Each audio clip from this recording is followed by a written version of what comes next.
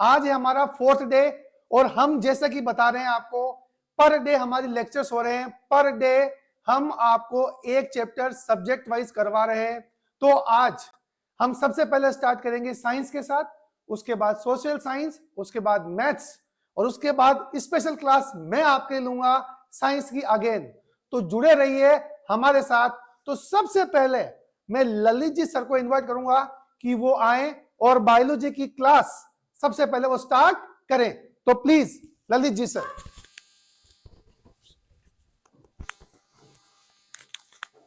Thank you Ghanshyam ji Jadav sir. चलिए start करते हैं साइंस की क्लास, जिसके अंदर हम बायोलॉजी के सेक्शन को क्लियर करेंगे। और आज हमारा जो टॉपिक होगा कंट्रोल एंड कोऑर्डिनेशन होगा। तो पहला क्वेश्चन हमारे सामने आ रहा है, which one of the following is involve in reflex section, यानी रिफ्लेक्स सेक्शन के लिए कौन सा रिस्पॉन्सिबल है। हमें ये देखना होगा कि रिफ्लेक्स सेक्शन के लिए कौन सा पार्ट रिस्पॉन्सिबल है।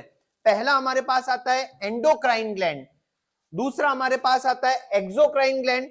तो एंडोक्राइन ग्लैंड क्या होती है, जिनके अंदर डक्ट प्रेजेंट होती है, जिनके अंदर क्या प्रेजेंट होती है, डक्ट प्रेजेंट होती है, यानी इनका जो सिक्रेशन होता है वो ट्यूब के फॉर्म में होता है। जैसे हम बात कर सकते हैं इनके अंदर डक्ट है, यानी इनके अंदर क्या है बच्चों, नलिकाएं हैं।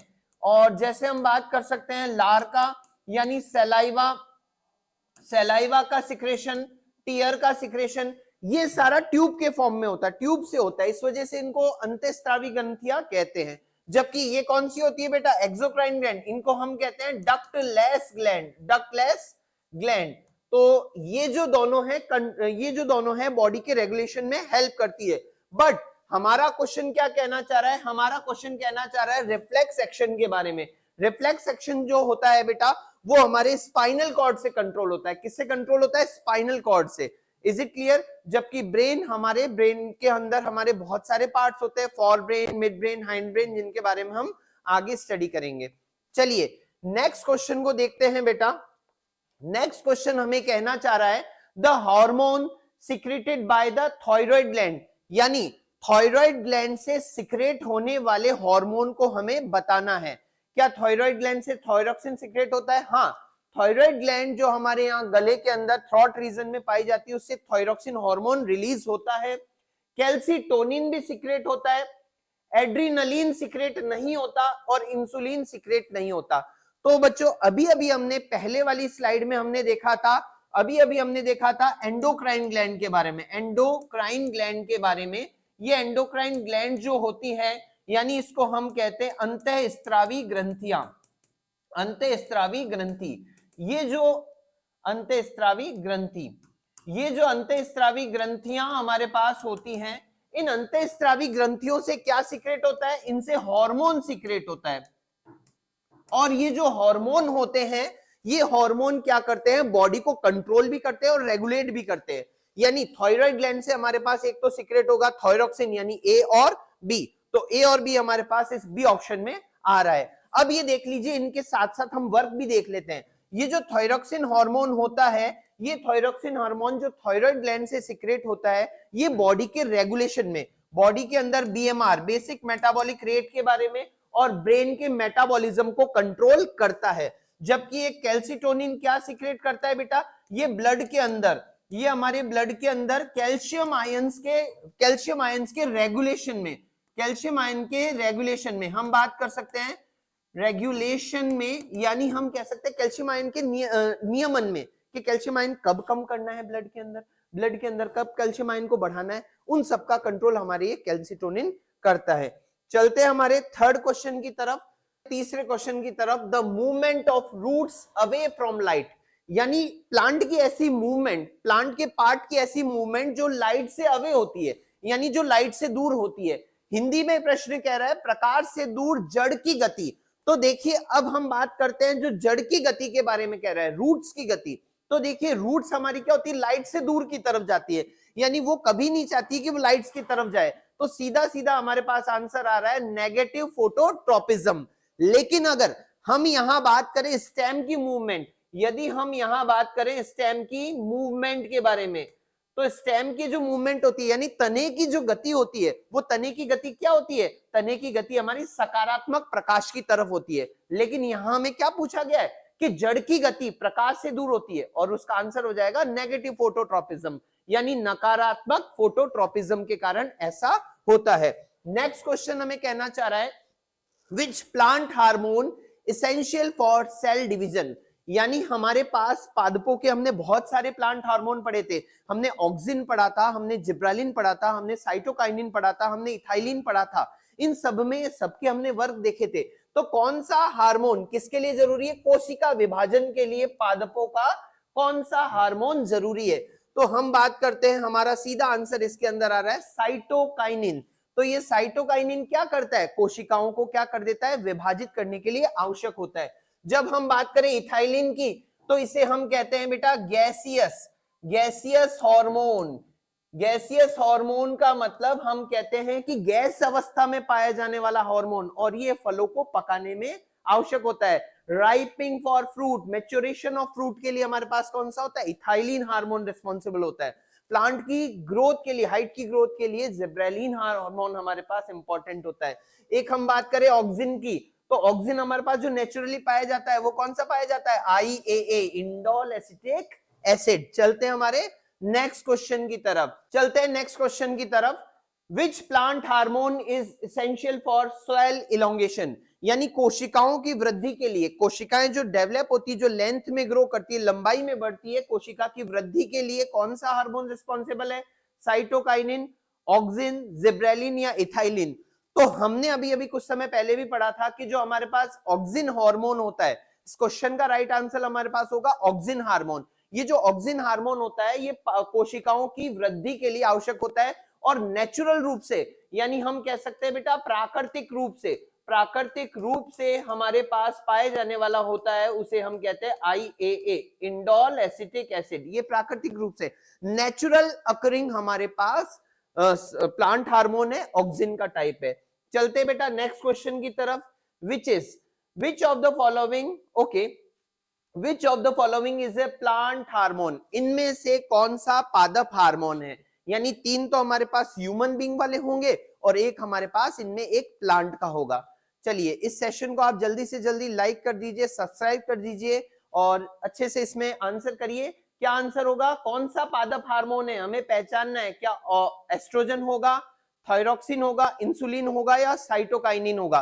तो क्वेश्चन ऑप्शन पढ़ते ही आपको समझ में आ गए होंगे कि एस्ट्रोजन, थायरोक्सिन और इंसुलिन ये हमारे पास एनिमल्स में पाए जाने वाले हार्मोन होते हैं, जबकि जब हम साइटोकाइनिन की बात करते हैं तो हमारे पास पादपों में पाए जाने वाला, प्लांट्स में पाए जाने वाला प्लांट हार्मोन है। और ये क्या काम करता है? ये साइटोकाइनिन सेल डिवीजन को इंड्यूस करता है, जबकि इंसुलिन क्या करता है? हम जानते हैं ह्यूमन के अंदर जो इंसुलिन होता है वो हमारे पैनक्रियास से सीक्रेट होता है, यानी हमारे अग्नाशय से स्रावित होता है। और अग्नाशय की हमने पढ़ रखा है इस चैप्टर के अंदर, अग्नाशय की बीटा सेल से, बी सेल से ये रिलीज होता है। और ये क्या काम करता है? ये हमारे इंसुलिन जो रहता है ब्लड में शुगर को कम करता है, यानी हम कह सकते हैं हमारे ब्लड के अंदर ये शुगर को रिड्यूस करता है। इसी की डेफिशिएंसी से हमें पता है क्या हो जाता है? शुगर की डिजीज हो जाती है, डायबिटीज हो जाता है। बात करें थायरोक्सिन हार्मोन की, तो हमने देखा था थायराइड ग्लैंड से रिलीज होने वाला था। एस्ट्रोजन हमारे गोनेट से रिलीज होता है, जो कि फीमेल जो होता है, मादा अंडाशय से, फीमेल ओवरी से एस्ट्रोजन रिलीज होता है, जो फीमेल में सेकेंडरी सेक्सुअल कैरेक्टर को रिस्पॉन्सिबल होता है, यानी मादा में द्वितीय लैंगिक लक्षणों का ये निर्धारण करता है। तो इस क्वेश्चन का हमारा राइट आंसर कौन सा हो जाएगा? साइटोकाइनिन। बात करते हैं नेक्स्ट क्वेश्चन की। Which of the following endocrine gland is unpair, यानी इनमें से 3 तो पेयर है और एक अनपेयर है। तो अंडाशय हमारे पास, इस क्वेश्चन का राइट आंसर हमारे पास कौन सा हो जाएगा? इस क्वेश्चन का राइट आंसर पिट्यूटरी ग्लैंड होगा।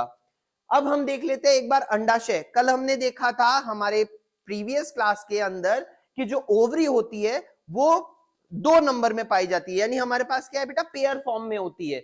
हम बात करें टेस्टिस स्ट्रोटम में रहते हैं, लेकिन कैसे होते हैं? पेयर होते हैं, नंबर इनके 2 होते हैं। एड्रिनल ग्लैंड हमारे पास क्या होती है बेटा? किडनी के ऊपर, जब हम किडनी बनाते हैं तो किडनी के अपर पार्ट में ये इस टाइप से एड्रिनल ग्लैंड प्रेजेंट होती है। तो ये भी हमारे पास कैसी होती है? पेयर होती है। बट पिट्यूटरी ग्लैंड हमारे पास ओनली 1 प्रेजेंट होती है। जो कि हमारे कहाँ पाई जाती है, ब्रेन के, फॉर ब्रेन के सेला टर्सी का एक ग्रूव में पाई जाती है। चलिए बात करते हैं नेक्स्ट क्वेश्चन के बारे में। Name the place where the largest number of neurons are found in human body. तो ह्यूमन बॉडी में सबसे ज्यादा न्यूरॉन कहाँ पाए जाते हैं? हम देखेंगे न्यूरॉन क्या होते हैं। इस चैप्टर में हमने पढ़ा है न्यूरॉन क्या होते हैं। जो न्यूरॉन होते हैं वो नर्वस सिस्टम की स्ट्रक्चरल और फंक्शनल यूनिट होते हैं, यानी हमारे तंत्रिका तंत्र की संरचनात्मक और क्रियात्मक इकाई। संरचनात्मक हम कह सकते हैं, संरचनात्मक और क्रियात्मक इकाई, क्रियात्मक इकाई। लेकिन यहां पे हमें क्वेश्चन क्या है, सबसे ज्यादा न्यूरॉन कहां पाए जाते हैं? तो सबसे ज्यादा न्यूरॉन हमारे पाए जाते हैं ब्रेन के अंदर, क्योंकि सारे बॉडी पार्ट से ये मैसेज रिसीव करता है, सारे बॉडी पार्ट्स को ये क्या करता है, मैसेज देता है, जिससे क्या होता है, बॉडी का कंट्रोल होता है, कोऑर्डिनेशन होता है, जो कि हमारा ये चैप्टर कह रहा है। चलिए बात करते हैं इसी के साथ, यदि हम एक न्यूरॉन की स्ट्रक्चर को हम देखें तो हमारे पास किस टाइप से एक न्यूरॉन की स्ट्रक्चर आती है? हमारे पास इस टाइप से एक न्यूरॉन की स्ट्रक्चर आती है, जिसके अंदर हमने देखा होगा कि इस टाइप से हमारे पास बहुत सारे छोटे छोटे डेंड्राइट्स होते हैं जो मैसेज को रिसीव करते हैं। बहुत सारे छोटे छोटे डेंड्राइट्स मैसेज को रिसीव करते हैं। बीच में यहाँ पे हमारे पास एक सेल बॉडी होती है जिसको हम साइटोन कहते हैं। एक लॉन्ग हमारे पास क्या होता है, एक्सोन होता है, जिसके ऊपर ऐसे माइलिन की शीट होती है, और लास्ट पार्ट में हमारे पास सिनेप्टिक नॉब होती है। तो ये एक न्यूरॉन की स्ट्रक्चर है, और बहुत सारे न्यूरॉन कहाँ होते हैं, ब्रेन के अंदर। तो हम न्यूरॉन को अभी अभी हमने देखा, एक न्यूरॉन के अंदर जो इसकी संरचनात्मक और क्रियात्मक इकाई है, बीच में एक इसमें कोशिका पाई जाती है, चारों तरफ इसमें तंत्रिकाक्ष पाए जाते हैं जो बहुत सारे होते हैं, लेकिन कैसे होते हैं, सूचनाओं को एकत्र करते हैं, इंफॉर्मेशन को कलेक्ट करते हैं, इकट्ठा करके और इस एक्सोन वाले बड़े से पार्ट में भेजते हैं। लास्ट वाले पार्ट को हम क्या कहते हैं, एक्सोन का अंत भाग, जहां पे क्या होता है, जहां पे सिनेप्टिक एक नॉब पाई जाती है, छोटी सी संरचना जो सूचना को एक सीधी दिशा में, यानी इस सीधी दिशा में सूचनाओं को आगे भेजेगी। चलिए हम बात करते हैं हम अगले प्रश्न की तरफ। मस्तिष्क के किस भाग में श्वसन केंद्र होता है? तो जब हम मस्तिष्क को हम पढ़ते हैं तो हम जानते हैं, जब हम हमारे ब्रेन को पढ़ते हैं तो हमारे ब्रेन में कौन कौन से पार्ट पाए जाते हैं, फिर हम देखते हैं जी। देखिए हमारे ब्रेन के हमने देखे 3 पार्ट। पहला पार्ट फॉर ब्रेन के बाद हमने देखा बीच वाला part, that is called mid brain.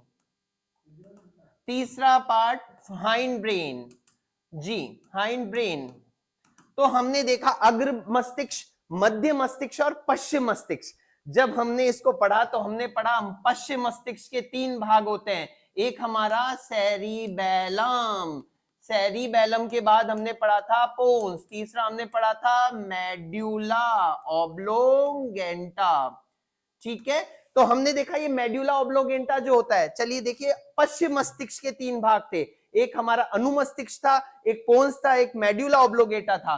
तो ये जो मेड्यूला ऑब्लोंगेंटा होता है, यही भाग हमारा क्या करता है, श्वसन से संबंधित यहाँ पर रेस्पिरेटरी सेंटर पाए जाते हैं। तो ये हमने अभी अभी ब्रेन के बारे में पढ़ा। जबकि हमारे जितनी भी सोचने की जो क्षमताएं होती है, समझने की चीजें होती है, वो हमारे फॉर ब्रेन में पाई जाती है। चलिए बात करते हैं अगले प्रश्न की तरफ। 4 लोब्स एंडोक्राइन ग्लैंड इज, कौन सी अंतःस्रावी ग्रंथि जो है जिसके अंदर 4 लोब पाए जाते हैं? ये सेशन आप लाइक कर दीजिए, सब्सक्राइब कर दीजिए। मैं हमारे गुरुन परिवार का बहुत बहुत धन्यवाद देना चाहूंगा, टेक्निकल टीम के सर का बहुत बहुत धन्यवाद देना चाहूंगा, जादम सर का, घनश्याम जी सर का। उन्होंने बड़ी मेहनत से स्लाइड्स बनवाई है, जिससे आप सभी का ये बहुत ज्यादा लाभ हो रहा है। हम बात करते हैं हमारे नेक्स्ट क्वेश्चन की तरफ। 4 lobes are endocrine gland, pituitary gland. हमारा राइट आंसर हो जाएगा पैराथायरॉइड ग्लैंड। इस पैराथायरॉइड ग्लैंड में 4 लोब हमारे पास पाए जाते हैं। जो हम बात करते हैं थ्रॉट रीजन में, हमारे पास इस टाइप की पैराथायरॉइड जो ग्लैंड पाई जाती है, यहाँ पर हमारे पास इसमें 4 लोब ऐसे पाए जाते हैं, बाकी के अंदर ऐसी स्ट्रक्चर नहीं होती है। चलिए नेक्स्ट क्वेश्चन की तरफ बात करते हैं। Which of the following is secreted by posterior lobe of pituitary? बड़ा इंपॉर्टेंट क्वेश्चन है। तो हमारे पास पिट्यूटरी ग्लैंड, जिसे हम क्या कहते हैं, जिसे हम कहते हैं मास्टर ग्लैंड। क्या नाम है इसका? मास्टर ग्लैंड, क्योंकि ये सारी ग्लैंड पे कंट्रोल करती है। ठीक है, अब इसके पश्च लोब से यानी इसके पश्च भाग से कौन सा हार्मोन सीक्रेट होता है? तो ध्यान रखना, हमारा राइट आंसर हो जाएगा इसके पश्च भाग से सी और डी रिलीज होते हैं। सी और डी यानी ऑक्सीटोसिन और वैसोप्रेसिन। कल हमने स्लाइड में देखा था, ऑक्सीटोसिन को हमने क्या कहा था? Birth hormone.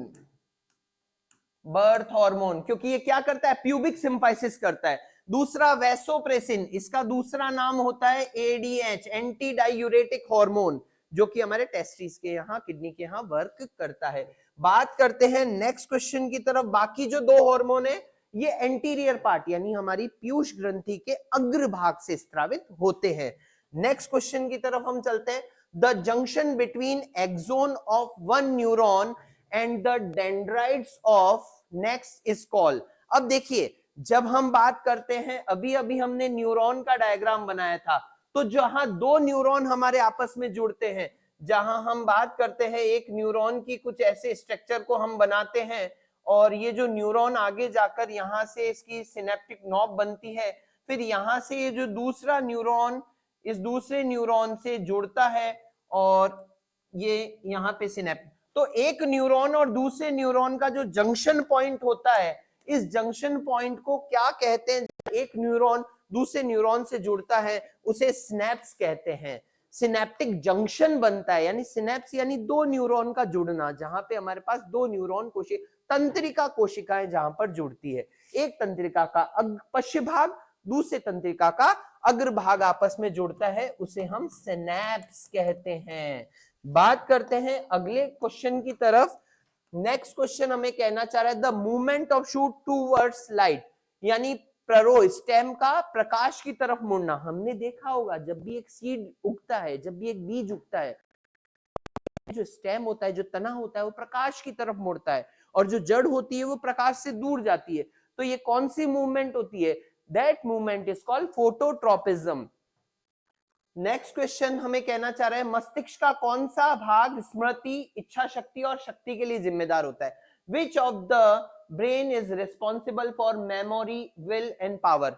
जब हमने देखा था हमारे मस्तिष्क में, तो जब हमने ब्रेन को देखा था, तो हमने देखा था ब्रेन के तीन पार्ट में। सबसे पहले हमने देखा था फॉर ब्रेन। इस फॉर ब्रेन का एक पार्ट हमारे पास होता है सेरिब्रम। सेरिब्रम, सेरिब्रम को हम क्या कहते हैं? प्रमस्तिष्क। तो ये जो प्रमस्तिष्क होता है, ये प्रमस्तिष्क ही क्या करता है? हमारा राइट आंसर क्या हो जाएगा? प्रमस्तिष्क, फॉर ब्रेन। इसी जगह हमारे सोचने, विचारने, समझने, याद करने की सारी पावर रहती है। बात करते हैं नेक्स्ट क्वेश्चन की तरफ। The gland located in the kidney, तो किडनी में कौन सी ग्लैंड होती है? इन सभी में हम देखेंगे थाइमस। थाइमस तो हमारे कहां प्रेजेंट होती है? ये हमारे रिब्स के अंदर की तरफ यहां प्रेजेंट होती है। पेनक्रियाज नहीं, एब्डोमिनल कैविटी में होती है। एड्रिनल और लीवर, तो राइट आंसर हमारा क्या हो जाएगा? अधिवृक्क ग्रंथि। जो मैंने अभी डायग्राम से आपको बताया था, ये जो किडनी के ऊपर जो कैप शेप स्ट्रक्चर होती है, दैट इज कॉल्ड अधिवृक्क या एड्रिनल ग्लैंड। इस एड्रिनल ग्लैंड से ही क्या निकलते हैं? Adrenaline hormone. इससे क्या निकलता है? Adrenaline hormone. और ये एड्रीनलिन हार्मोन को ही हम क्या कहते हैं? 3F hormone. तो बहुत इंपॉर्टेंट क्वेश्चन ये बनता है कि 3F हार्मोन कौन सा है, 4S ग्लैंड कौन सी है? इसी को 3F हार्मोन और 4S ग्रंथि कहा जाता है। बात करते हैं अगले क्वेश्चन की तरफ। Which body cell is the longest, तो शरीर में कौन सी कोशिका सबसे लंबी होती है? जब हमने न्यूरॉन को पढ़ा था तो हमने देखा था हमारी जो नर्व सेल होती है, जो हमारी तंत्रिका कोशिका होती है, वो सबसे लंबी होती है। नेक्स्ट क्वेश्चन की तरफ चलते हैं। In humans the life process are control and regulated by, सबसे इंपॉर्टेंट क्वेश्चन, हमारा जो बॉडी का बैलेंस होता है वो किससे होता है? तो कंट्रोल एंड कोऑर्डिनेशन की पूरी रिस्पॉन्सिबिलिटी हमारी बॉडी में करती है nervous system and endocrine system. जब हमने देखा था नर्वस सिस्टम और एंडोक्राइन सिस्टम दोनों मिलकर हमारी बॉडी को कंट्रोल और कोऑर्डिनेट करते हैं। एंडोक्राइन ग्लैंड से हमारे हार्मोन्स हमारे क्या करते हैं? बॉडी में मूवमेंट के लिए रिस्पॉन्सिबल होते हैं। आज के हमारे स्लाइड का लास्ट क्वेश्चन था। नेक्स्ट स्लाइड के लिए हम यशपाल जी सर से और संपर्क करेंगे। मिलते रहिए, देखते रहिए। धन्यवाद। जय हिंद साथियों, मैं यशपाल सिंह सिसोदिया, गुरून 4 और रीलोडेड में आपका हार्दिक स्वागत है। Welcome for you students. कल अपन ने जो लेसन पढ़े थे उन लेसन के बाद आज लेसन नंबर 4 हिस्ट्री का 4th लेसन है। लेसन का नाम है द एज ऑफ इंडस्ट्रियलाइजेशन, यानी औद्योगिकरण का युग। औद्योगिकरण का युग जिसके अंदर खूब सारा इंडस्ट्री के बारे में बताया जाएगा, इसके अंदर खूब सारा मैकेनिज्म आएगा, टेक्नोलॉजी आएगी, इसके अंदर विश्व लेवल पर जो भी धरातल पर काम हुआ था उनके बारे में इस लेसन के अंदर आता है। एमसीक्यू क्वेश्चन जो है वो इस लेसन में से पढ़ेंगे। तो शुरू करते हैं आज का lesson, 4th lesson, the age of industrialisation. Yes, first question आपके सामने स्क्रीन बोर्ड पर फिलिंग ब्लैंक में आपके यहाँ खाली जगह छोड़ी हुई है। Was the first symbol of the new era, नए युग का पहला प्रतीक क्या है? आपको दोस्तों मैं बताना चाहूंगा, अभी जो बोर्ड का एग्जाम हुआ था पिछले साल, तो उसके अंदर ये क्वेश्चन आ चुका है, लेकिन क्वेश्चन का टेक्निक चेंज हो सकता है, उसको आपके सामने रखने का एक तरीका चेंज हो सकता है। तो उस समय आपके एमसीक्यू क्वेश्चन आया, हो सकता है फिलिंग ब्लैंक में इसमें आ जाए। तो यहाँ पर अपन शुरू करते हैं। नए युग का पहला प्रतीक जो है वो आपके सामने आता है कपास, यानी कि कॉटन। तो यहाँ पर यह क्वेश्चन राइट माना जाएगा। यस, नेक्स्ट क्वेश्चन चलते हैं। नेक्स्ट स्लाइड पर देखिए, आपके सामने सेकंड क्वेश्चन आ चुका है। सेकंड क्वेश्चन में क्या आ रहा है? Who among the following improved the steam engine? निम्नलिखित में से किसने भाप के इंजन में सुधार किया था?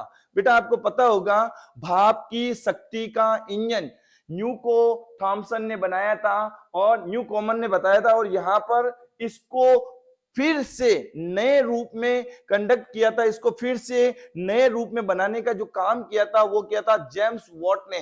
तो यहाँ पर आपको ऑप्शन में नजर आ रहा होगा, लास्ट ऑप्शन है जेम्स वॉट। तो ये ऑप्शन आपका राइट चला गया। अब चलते हैं नेक्स्ट ऑप्शन की तरफ। आज अपन ज्यादा से ज्यादा ऑप्शन जो है वो क्लियर करने की कोशिश करेंगे।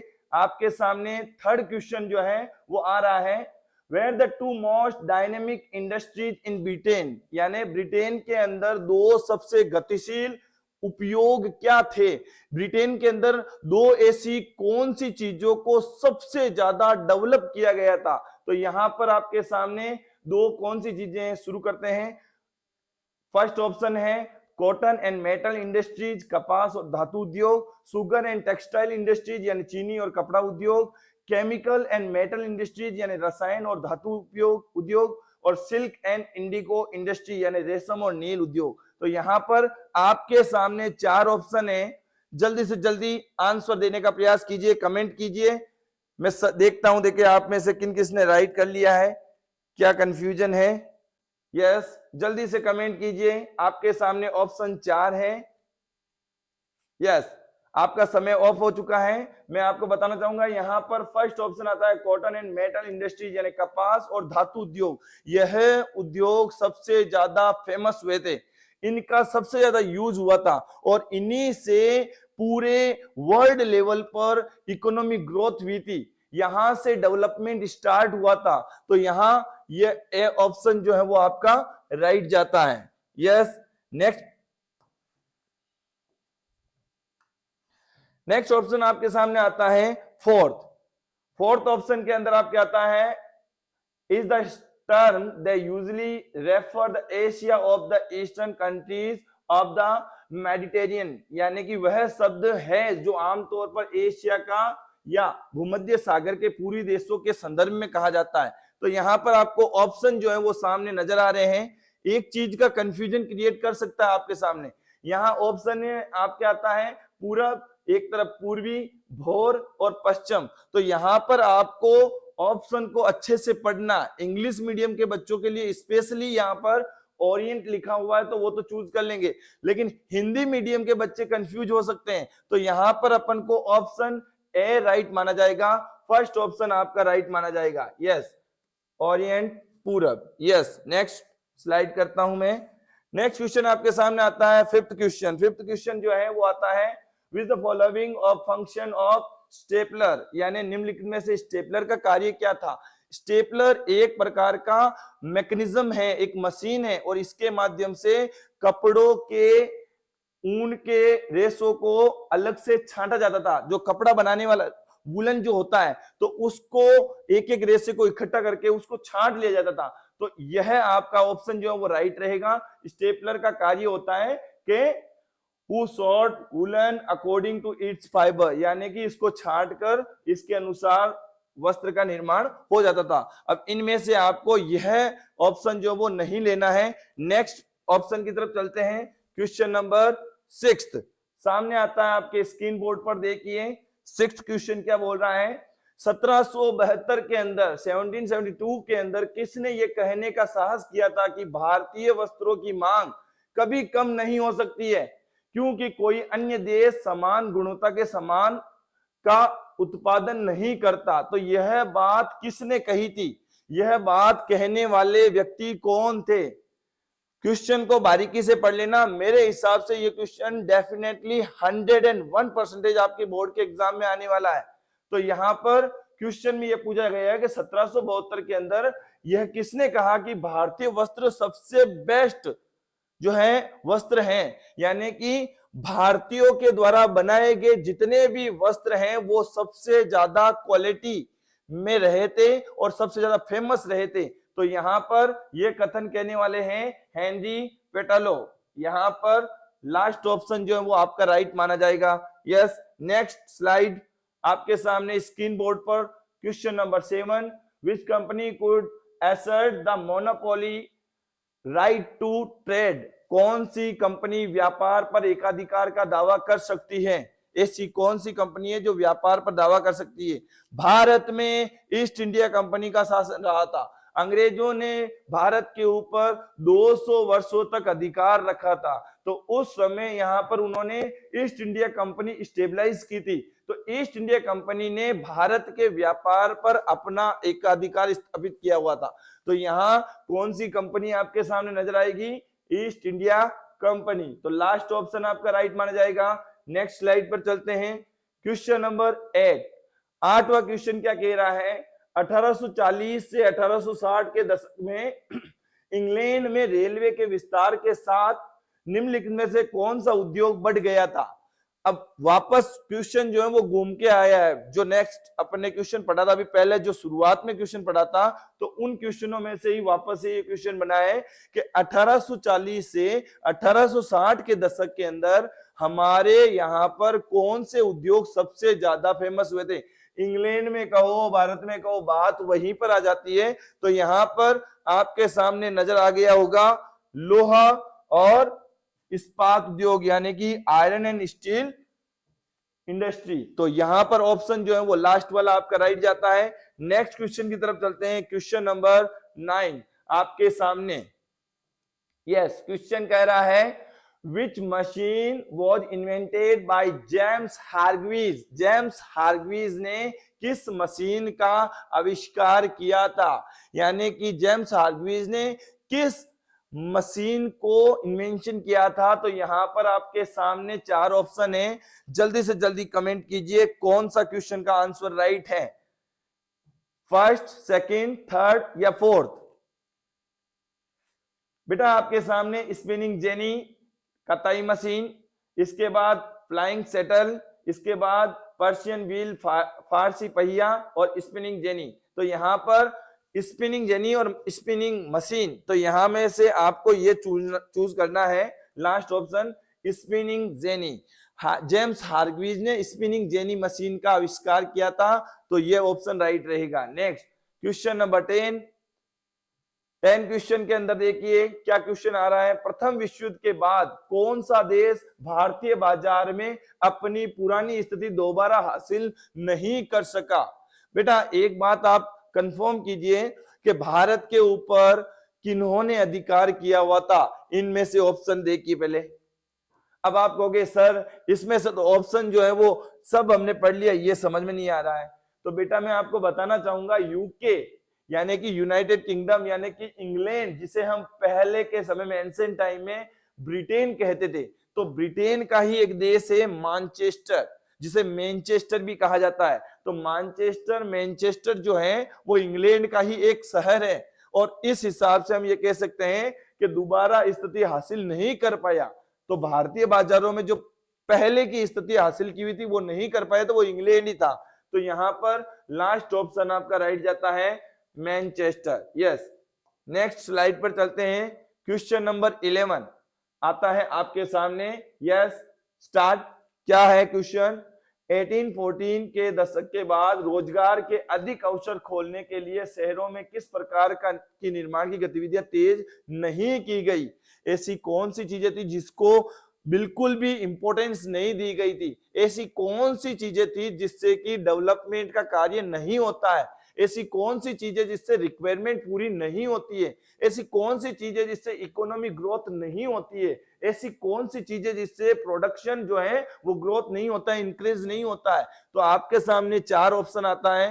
फर्स्ट ऑप्शन आता है गार्डन वेयर मेड, यानी बगीचे बनाए जाना। अब बताओ आप, फर्स्ट ऑप्शन ही आपके यहाँ आता है, क्या बगीचे बनाने से इकोनॉमिक ग्रोथ होगी? क्या इससे इंडस्ट्रियलाइजेशन जो है वो डेवलप होगा? क्या इससे सिटी प्लानिंग जो है वो इंक्रीज होगी? नहीं। तो बाग बगीचों का ऑप्शन सामने आ गया है। इसके बाद तेज नहीं की गई थी, रोजगार के अधिक अवसर खोलने के लिए शहरों में किस प्रकार के निर्माण की गतिविधि तेज नहीं हुई थी? तो सुरंग खोदी गई, ये यहाँ पर जोड़ा गया, सुरंगें खोदी गई, तो यहाँ पर केव वगैरह बनाई गई, इससे क्या है, लोगों को रोजगार मिला।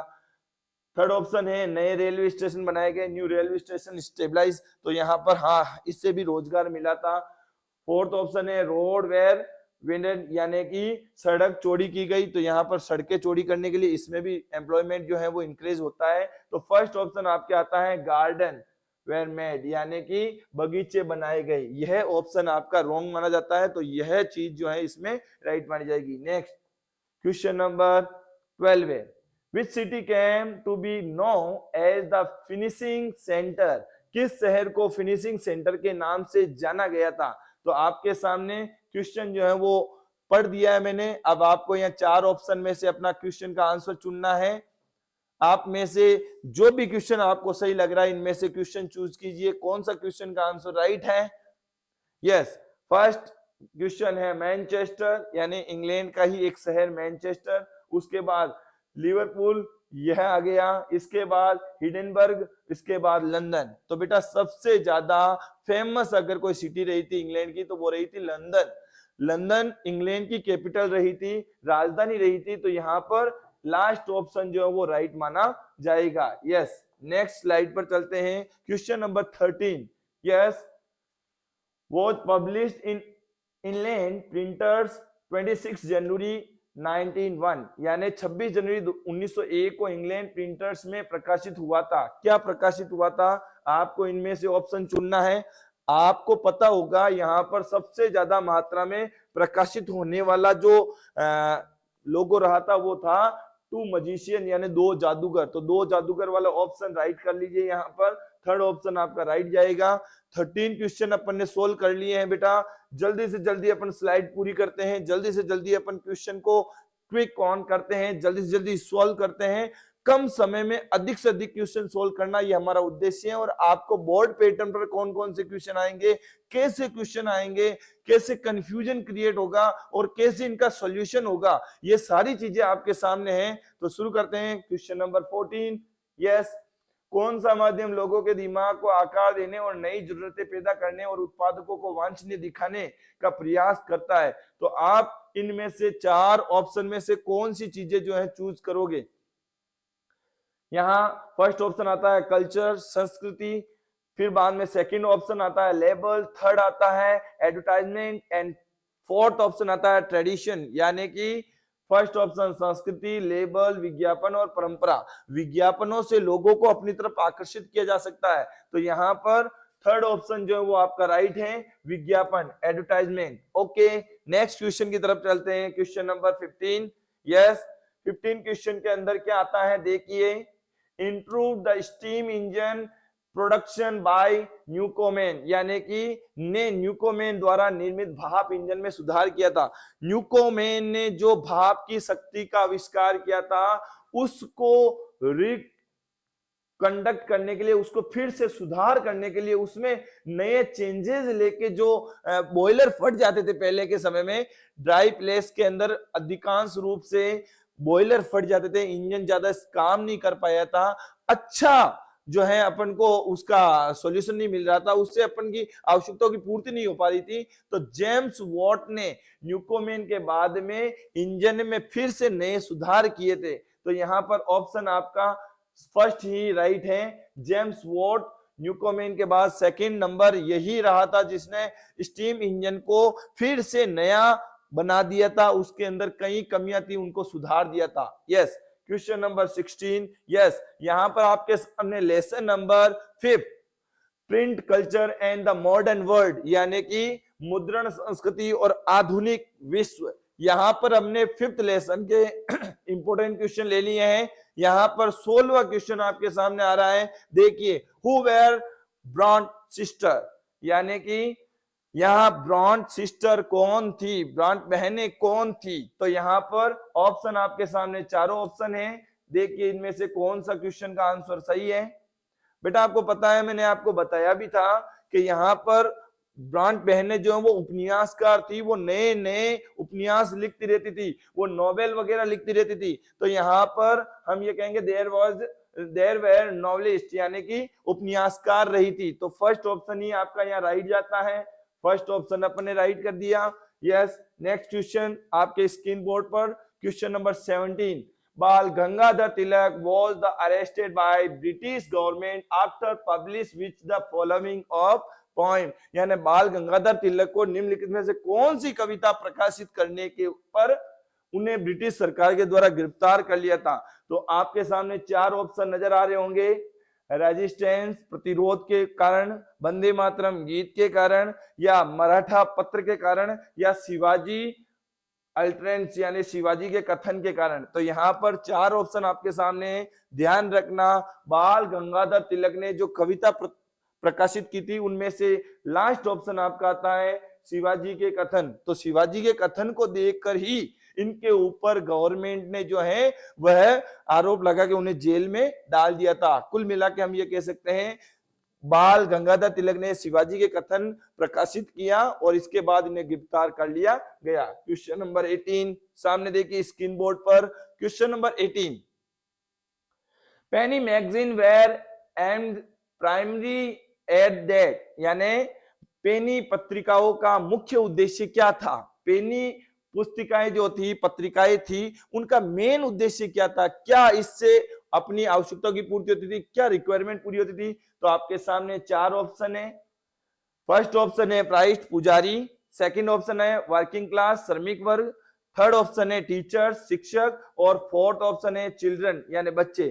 तो आपके सामने ये चार ऑप्शन आ गए हैं, इनमें से किस के बारे में इसमें बातें रखी गई थी। यहाँ ऑप्शन आता है सेकंड श्रमिक वर्ग। तो श्रमिक वर्ग यानी लेबर के लिए, लेबर क्लास के लिए इसके अंदर खूब सारा मटेरियल था, खूब सारा जानकारी दिया हुआ था। तो हम ये कह सकते हैं पेनी पत्रिकाएं श्रमिकों के लिए महत्वपूर्ण रही थी, लेबर के लिए महत्वपूर्ण रही थी। यस, नेक्स्ट क्वेश्चन आपके सामने स्क्रीन बोर्ड पर, question number 19। Yes, who was considered the tribal कॉलोनिकल official, किसे उदार औपनिवेशिक अधिकारी माना गया था। अब यहां पर इस क्वेश्चन का आंसर आपको इन चार ऑप्शनों में से कौन सा नजर आ रहा है, आपको कौन सा क्वेश्चन का आंसर राइट नजर आ रहा है, जल्दी से कमेंट कीजिए। यस, आपके सामने चार ऑप्शन है। फर्स्ट है थॉमस मैकाले, सेकंड ऑप्शन है कैनिंग, थर्ड ऑप्शन है बेनेडिक्ट, और फोर्थ ऑप्शन है वारेन हेस्टिंग। तो आपके सामने इन चारों में से एक क्वेश्चन का चॉइस जो है वो आपको करना है। यस, अब नेक्स्ट अपन इसका क्वेश्चन का आंसर लेते हैं, थॉमस मैकाले, फर्स्ट ऑप्शन आपका राइट जाता है। यस, स्लाइड कीजिए, नेक्स्ट स्लाइड पर देखिए question number 20। Yes, question number 20 के अंदर अपने आता है निम्न में से कौन सी रस सुंदरी के द्वारा आत्मकथा लिखी गई थी। तो बेटा आपके सामने ऑप्शन सामने सामने नजर आ रहा है। अब बताइए आप इसमें से रस सुंदरी ने कौन सा आत्मकथा लिखी थी।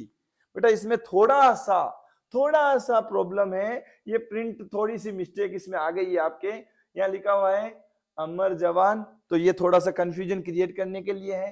इसके बाद अमर जिंदगी, ये भी आपको कंफ्यूजन क्रिएट करने के लिए है। इसके बाद थर्ड ऑप्शन आता है अमर ज्योति, ये भी अमर नाम देके इसमें कंफ्यूजन क्रिएट किया जा रहा है। और लास्ट ऑप्शन है अमर जीवन, यहाँ अमर जीवन आता है। आपको पता है बंगाली जो है वो ये ऑटोबायोग्राफी लिखने वाली जो है रस सुंदरी रही थी, तो इन्होंने बंगाल की भाषा में इस ग्रंथ को लिखा था। तो अमर जीवन यानी कि मेरा जीवन ग्रंथ लिखा था, एक आत्मकथा लिखी थी। तो अमर जीवन यहाँ पर लास्ट ऑप्शन, फोर्थ जो ऑप्शन है वो आपका राइट माना जाएगा। यस, नेक्स्ट स्लाइड पर चलते हैं। क्वेश्चन नंबर 21 आपके सामने स्क्रीन बोर्ड पर पढ़िए जल्दी से, क्वेश्चन क्या कह रहा है। यस, निम्नलिखित में से किसने भारत में साप्ताहिक बंगाल गजट प्रकाशित किया था। मैं बेटा यहाँ पर आपका 1 मिनट का समय लेना चाहूंगा, क्योंकि ये कंफ्यूजन क्रिएट करेगा ही करेगा। क्यों करेगा इसके लिए मैं बता दूं आपको। अधिकतर बच्चे ये क्वेश्चन पूछते हैं कि सर हम कंफ्यूज हैं कि बंगाल गजट ये पत्रिका लिखने वाले, प्रकाशित करने वाले यहाँ पर तो जेम्स ऑगस्टस हिकी आते हैं, तो यहाँ पर तो आप ऑप्शन जो है वो गंगाधर भट्टाचार्य बता रहे हो।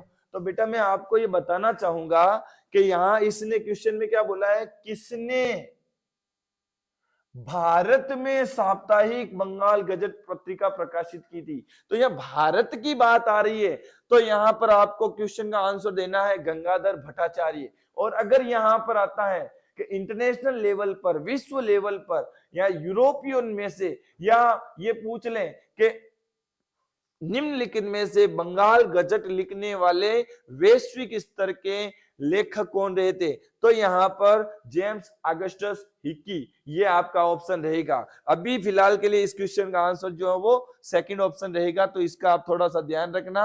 आपको कंफ्यूज करने के लिए ऐसे क्वेश्चन जो है वो बोर्ड में जरूर पूछे जाएंगे। यस, क्वेश्चन नंबर 22, यस आपके सामने देखिए क्या क्वेश्चन आया है। Yes, in the order of oppose the opinion of Ram Mohan Roy which of the following was published, यानी राजा राम मोहन राय के विचारों का विरोध करने के लिए निम्नलिखित में से क्या प्रकाशित किया गया था। राजा राम मोहन राय के विचारों को प्रकाशित करने से रोकने के लिए, उनके विचारों का विरोध करने के लिए यहाँ पर आपके सामने फर्स्ट ऑप्शन ही आता है समाचार चंद्रिका। ये फर्स्ट ऑप्शन आपका राइट माना जाएगा। तो इस एमसीक्यू में यह क्वेश्चन आपको चॉइस कर लेना है और इसका क्वेश्चन का आंसर यही रहेगा। यस, नेक्स्ट स्लाइड पर चलते हैं। 23 क्वेश्चन नंबर 23 क्या बोल रहा है, क्या बताया जा रहा है। Who among the following publish the संबंध कौमुदी, यानी संवाद कौमुदी किसने लिखा था। तो संवाद कौमुदी लिखने वाले यहाँ पर पहला नंबर ही ऑप्शन आ गया है, राजा राम मोहन राय। राजा राम मोहन राय संवाद कौमुदी लिखने वाले एक महान व्यक्तित्व रहे थे, एक ऐसी पर्सनालिटी रही थी जिन्होंने संवाद कौमुदी नाम का ग्रंथ लिखा था। यस, नेक्स्ट स्लाइड पर चलते हैं। क्वेश्चन नंबर 24, यस आपके सामने स्क्रीन बोर्ड पर पढ़िए क्या क्वेश्चन है। भारत में पांडुलिपि को पढ़ना आसान क्यों नहीं था। निम्नलिखित विकल्पों में से उचित कारण चुनिए। आपको इनमें से कोई ऐसा कारण चुनना है जिसके कारण हम अधिकांश रूप से पांडुलिपियों को पढ़ नहीं पाए थे। जो स्क्रिप्ट रही थी उसको हम पढ़ नहीं पाते थे, तो उसका मेन कारण क्या रहा था। तो यहाँ पर सबसे मेन कारण आपने इसमें से ऑप्शन चुन लिए होंगे। जल्दी से जल्दी कमेंट में अपना आंसर लिखिए, इसके बाद मैं इसका आंसर बताने जा रहा हूं। यस, आपके सामने स्क्रीन बोर्ड पर इसका आंसर होगा कि पांडुलिपियां जो है वह अत्यधिक नाजुक होती थी। थर्ड ऑप्शन है आपके सामने। बेटा पांडुलिपियों की जो स्पेशलिटी रही थी, पांडुलिपियों की जो फीचर्स रहे थे, उसकी जो इंपॉर्टेंस रही थी वो ये थी कि पांडुलिपि जो है वह बहुत ज्यादा नाजुक होती थी और इनको सुरक्षित रखने के लिए अपन को इसका पूरा केयर करना पड़ता था, उसको संभाल कर रखना पड़ता था। तो यह आपका आंसर जो वो राइट माना जाएगा। इनको पढ़ना आसान क्यों नहीं था? क्योंकि हर कोई व्यक्ति को पांडुलिपि दी नहीं जा सकती थी, क्योंकि यह टूटने का डर बना रहता था, नाजुक होती थी, और इस वजह से इसे सुरक्षित रखने के लिए बहुत कम लोगों के पास ही होती थी, महंगी भी पड़ती थी। यस, नेक्स्ट आपके सामने स्क्रीन बोर्ड पर 25 क्वेश्चन नंबर आपके सामने ये रहा। Yes, the vernacular press act 1878 was modeled on the, यानी कि 1878 का वर्नाक्यूलर प्रेस अधिनियम इस पर आधारित था। वर्नाक्यूलर प्रेस एक्ट 1878 का मतलब क्या हुआ? वर्नाक्यूलर प्रेस एक्ट, तो यहां पर आपने प्रेस एक्ट जो है वो पढ़ लिया, तो सिंपल सी बात है 1878 के अंदर एक प्रेस के लिए एक्ट बनाया गया था। समाचार पत्र पत्रिकाओं को छापने के लिए जो एजेंसियां होती थी उनके लिए कानून बनाया गया। लॉर्ड लिटन ने ये कानून बनाया था। उस समय के ये अंग्रेज अधिकारी रहे थे, तो इन्होंने ये कानून बनाया कि जो भी व्यक्ति अंग्रेजों के खिलाफ कोई भी समाचार छापेगा, जो भी अंग्रेजों के खिलाफ ब्रिटिशियन का क्रिटिसाइज करेगा, उसका विरोध करेगा, उसके खिलाफ आलोचनाएं लिखेगा, तो उन लोगों की जो एजेंसी है, जो प्रेस है, उसको जब्त कर लिया जाएगा, उसका सारा अधिकार छीन लिया जाएगा, उसे समाचार पत्र छापने का अधिकार नहीं दिया जाएगा। तो यहाँ पर आपके सामने यह अधिनियम किस पर आधारित था यह पूछा गया है। तो यहाँ आपका सेकंड ऑप्शन आता है आयरिश कानून। तो आयरिश लॉ, ये सेकंड ऑप्शन आपका राइट माना जाता है। यस, नेक्स्ट स्लाइड पर चलते हैं। 26 क्वेश्चन नंबर 26 देखिए क्या है इस क्वेश्चन के अंदर। यस, निम्नलिखित में से किस समाचार पत्र में बाल गंगाधर तिलक ने पंजाब के क्रांतिकारियों के निर्वासन के संबंध में अपनी गहरी सहानुभूति व्यक्त की थी? यहाँ पर बाल गंगाधर तिलक ने पंजाब के क्रांतिकारियों के निर्वासन के लिए कौन सी बात सबसे ज्यादा इंपोर्टेंस के रूप में रखी थी? ये बात किसने रखी है? ये बात रखने वाले आपके सामने लास्ट ऑप्शन में आते हैं उद्दंड मार्तंड, यानी कि ये आपका जुगल किशोर जी के द्वारा लिखा गया ग्रंथ है, और इसके माध्यम से उन्होंने यहाँ पर बाल गंगाधर तिलक के पंजाब में क्रांतिकारियों के निर्वासन के संबंध में जो है घटना के बारे में प्रकाश डाला था। यस, नेक्स्ट क्वेश्चन आपके सामने स्क्रीन बोर्ड पर question number 27। Yes, screen board के ऊपर ये क्वेश्चन आ चुका है, इसको पढ़िए। क्या है इस क्वेश्चन का आंसर? जल्दी से कमेंट बॉक्स के अंदर अपनी राय रखिए, लिखिए क्या गलत है क्या सही है। आपको तो बस अपनी तरफ से सजेशन देना है, इसका आंसर देना है। सही है गलत है वो बात की बातें। यस, बिब्लियोथेक ब्लू फ्रांस में क्यों लोकप्रिय थे, यानी कि ये फेमस क्यों रहे थे, पॉपुलर क्यों रहे थे फ्रांस के अंदर? इनमें से choose the correct question from the following, यानी इनमें से आपको सरलता से कौन सा क्वेश्चन का आंसर सही नजर आ रहा है। यस, यहाँ पर ये एक सस्ती और छोटी किताबें थी, ये अच्छी गुणवत्ता वाले कागज पर मुद्रित की गई थी, उन्हें राज्य द्वारा पदोन्नत किया गया था, वे विशाल और रंगीन थे। तो यहाँ पर फर्स्ट ऑप्शन आपका रह जाता है, ये सस्ती और छोटी किताबें थी, यानी कि हम ये कह सकते हैं छोटी छोटी जो किताबें होती है उसे बिब्लियोथेक के नाम से जाना जाता है। यस, ये क्वेश्चन आपको लगता आसान है, लेकिन ये क्वेश्चन कंफ्यूज कर सकता है बोर्ड के अंदर, इसलिए इसको चूज किया गया है। यस, नेक्स्ट स्लाइड पर चलते हैं। Question number 28। यस, आपके स्क्रीन बोर्ड पर जल्दी से पढ़िए इस क्वेश्चन को और क्या आंसर है बताइए कमेंट बॉक्स के अंदर। बेटा आप लोगों से दरख्वास्त है, आप लोगों से निवेदन है कि आप ज्यादा से ज्यादा वीडियो को शेयर कीजिए, लाइक कीजिए, सब्सक्राइब कीजिए और बने रहिए गुरून चैनल के साथ। हम लोग आप लोगों के लिए लेके आए एक मेगा सीरीज जिसके अंदर हर क्वेश्चन का बारीकी से सॉल्यूशन होगा। आपको कम से कम समय में ज्यादा से ज्यादा ऑब्जेक्टिव क्वेश्चन जो है वो सॉल्व करवाए जाएंगे। गुरून 4.0 रीलोडेड, जिसमें आपका तहे दिल से स्वागत है। यस, इसके अंदर क्वेश्चन आता है 1878 में वर्नाक्यूलर प्रेस एक्ट पारित करने वाला वायसराय था। कौन सा वायसराय रहा था? मैंने आपको बता ही दिया है, लिटन। तो लॉर्ड लिटन आपका फोर्थ आंसर जो है वो राइट जाता है। यह क्वेश्चन का आंसर है। इसके बाद चलते हैं नेक्स्ट सेकंड लास्ट क्वेश्चन पर। 29 क्वेश्चन नंबर आपका 29 है। देखिए क्या है क्वेश्चन के अंदर। Penny chequebook were first printed from which the following country? Penny chequebook सबसे पहले निम्न में से किस देश में छपी थी? तो आपके सामने ये ऑप्शन है, जल्दी से बताइए किस देश के अंदर पेनी चेकबुक सबसे पहले छापी गई थी? यस, आपके सामने क्वेश्चन का आंसर है इंग्लैंड। इंग्लैंड के अंदर सबसे पहले पेनी चेकबुक जो है वो छापी गई थी। नेक्स्ट क्वेश्चन का, लास्ट क्वेश्चन का आंसर है 30 नंबर क्वेश्चन है आपके स्क्रीन बोर्ड पर, जल्दी से देखिए स्लाइड पर क्या है question. Who among the following is the winter Brighton and Gulamgiri, यानी कि निम्नलिखित में से गुलामगिरी के लेखक कौन थे? गुलामगिरी पुस्तक लिखने वाले कौन थे? बेटा जिन्होंने सोशल रिफॉर्म का काम किया था, जिन्होंने सोशल जो भी अनइक्वलिटी थी, जहां पर जिस प्रकार से अपन कह सकते हैं समाज में ऊंच नीच का, अपर और लोअर कास्ट के रूप में डिस्क्रिमिनेशन था, तो उसको उसने सॉल्यूशन किया और उन्होंने समाज के अंदर रिफॉर्म का काम किया, रेवोल्यूशन लाके खड़ा कर दिया, लोगों को एकजुट कर दिया, यूनिटी के रूप में लाके खड़ा कर दिया। तो वह एकमात्र व्यक्ति आपके सामने नजर आ रहे हैं, वो है ज्योतिबा फूले। तो यहाँ पर गुलामगिरी पुस्तक जो है वो ज्योतिबा फूले ने लिखी थी। तो ये थर्ड ऑप्शन आपका राइट जाता है। इसी के साथ आज की सीरीज में आपका यह क्वेश्चन समाप्त होता है। इसके बाद नेक्स्ट क्लास आपकी लगने वाली है मैडम की, और मैथ आपको पढ़ाएंगे संजना मैडम।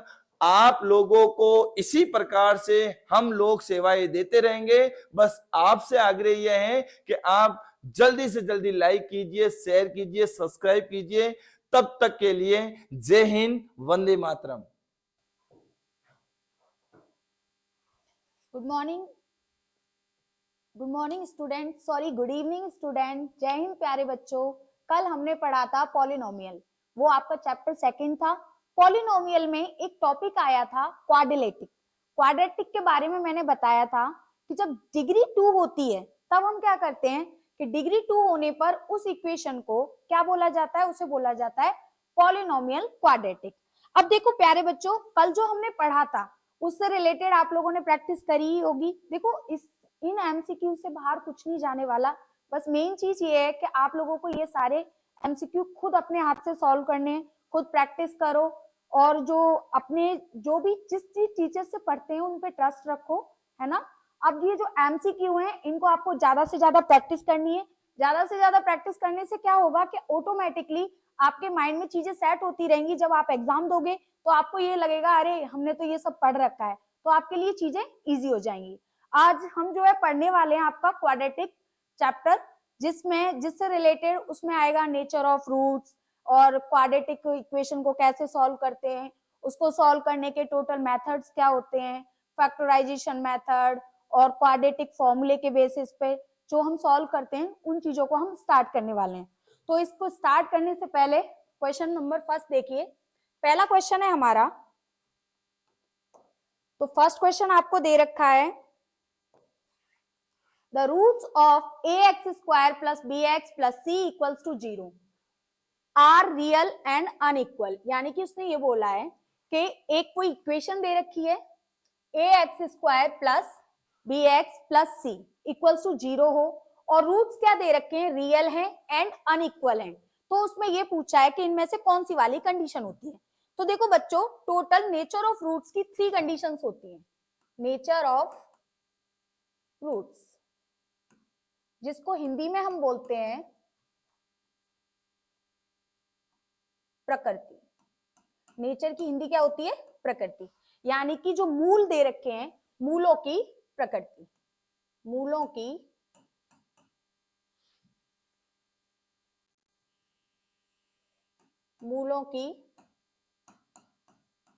प्रकृति।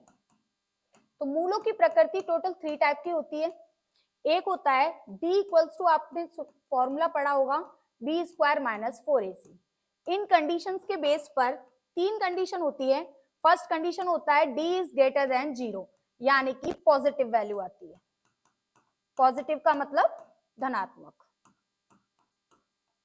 एक कंडीशन होती है कि d इक्वल्स टू 0, यानी कि इक्वल, 0 के इक्वल है। थर्ड क्या कंडीशन होती है? थर्ड कंडीशन होती है d इज लेस देन 0, ये होगा नेगेटिव। अब यहां पर हमसे बोला है कि क्वेश्चन के अंदर रियल एंड अनइक्वल है, तो रियल एंड अनइक्वल किस कंडीशन में होते हैं? पॉजिटिव होने पर, कंडीशन पर। तो यहाँ पे कौन सा ऑप्शन सही होगा? हमारा ऑप्शन नंबर बी सही होगा कि डी की वैल्यू क्या होगी? 0 से बड़ी होनी चाहिए। 3 टाइप के नेचर ऑफ फ्रूट्स होते हैं, यानी कि जो मूलों की प्रकृति होती है वो 3 प्रकार की होती है। एक डी का मान धनात्मक होता है, एक डी बराबर 0 आता है, एक डी बराबर ऋणात्मक मान होता है। अब जब ऋणात्मक होगा तब उस कंडीशन में मूल क्या होते हैं? वास्तविक ना होकर क्या होते हैं? काल्पनिक होते हैं। डी का मान अगर 0 से बड़ा है तो मूलों का मान क्या होता है? वास्तविक होता है और असमान होता है। जब डी बराबर 0 होता है उस कंडीशन के अंदर मूल वास्तविक होते हैं पर दोनों समान होते हैं। ठीक है, इससे हम आगे क्वेश्चन बढ़ते हैं। नेक्स्ट क्वेश्चन है, if the equation x square plus 2x 2k plus 2x plus 9k equals to 0 has equal roots then k। अभी मैंने आपको जस्ट बताया कि इक्वल रूट होता है तो उसकी कंडीशन होती है d बराबर 0, यानी कि हमें जो समीकरण दे रखा है वो दे रखा है x square plus 2k plus 2x plus 9k बराबर 0। देखो बच्चों, एक्स स्क्वायर का जो कोफिशिएंट होता है, यानी कि एक्स स्क्वायर का जो हमारे पास गुणांक होता है उसका मान होता है a, यानी कि a बराबर यहाँ पर कितना है? 1। b क्या होता है? x का जो कोफिशिएंट होता है, यानी कि x का जो गुणांक होता है वो होता है हमारा b, यानी कि b की वैल्यू दे रखी है 2k प्लस 2। और जो c होता है हमारा, c क्या होता है? जो कांस्टेंट टर्म दे रखा होता है वो हमारा c होता है, यानी कि c की वैल्यू दे रखी है 9k। अब यहां पर हमें क्वेश्चन में दे रखा है कि मूल क्या है? आपके समान है। मूल समान एक ही कंडीशन पर होते हैं जब d बराबर क्या होता है? 0। और d बराबर 0 यानी कि b स्क्वायर माइनस 4ac बराबर क्या लेना है? हमें 0 लेना है।